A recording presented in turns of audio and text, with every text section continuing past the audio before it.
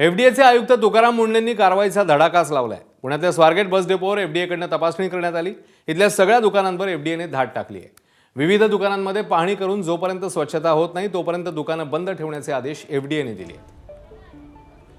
अन्न आणि औषध प्रशासनाचं राज्यभर वेगवेगळ्या ठिकाणी वेगवेगळ्या शहरात कारवाई सुरू आहे आणि त्यांचं धाड सत्र आता पुण्यापर्यंत येऊन पोहोचले। पुण्यातल्या स्वारगेट बस स्थानकावर मी सध्या आहे। या स्वारगेट बस स्थानकाची काही वेळापूर्वी एफडीएच्या अधिकाऱ्यांनी म्हणजे तुकाराम मुंढे यांच्या काही टीमने येऊन पाहणी केली। इथल्या सगळ्या दुकानांची पाहणी केली आणि या दुकानांना काही जणांना नोटिसा देऊन ठेवल्या आहेत, तर काही जणांना हे दुकानं सगळ्यांना खाली करायला लावले। जोपर्यंत स्वच्छता होत नाही तोपर्यंत ही दुकानं सुरू करू नका असं सांगण्यात आलंय। आपण जर बघितलं तर हे दुकान आहे ते सध्या इथले कर्मचारी आहेत त्यांनी खाली करायला सुरुवात केली आहे। ते आपण जर बघितलं तर या सगळ्या दुकानाची जी दुरावस्था आहे, जी घाण या सगळ्या दुकानात आपल्याला दिसती आहे ती सगळी व्यवस्थित करायला सांगितलेले आहे आणि याच ठिकाणचे सगळे कर्मचारी आहेत ते या ठिकाणी कोणीच बोलायला तयार नाही आहे। मात्र आपण जर हे इथली सगळ्याची दुर्गंधी बघितली तर यांनी सामान आता या सगळ्या दुकानातलं पॅक करायला घेतलंय आणि अर्थातच जोपर्यंत ही दुर्गंधी किंवा इथलं सगळं जे घाण आहे ती व्यवस्थित होत नाही तोपर्यंत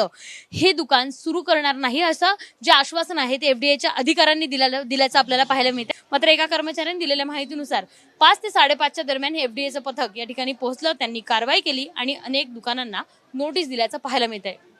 कॅमेरामन राजेश बिडकर सह शिवानी पांढरे, एबीपी माझा, पुणे।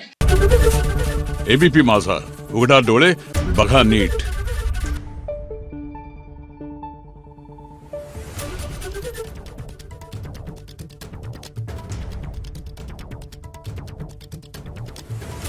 Thank you.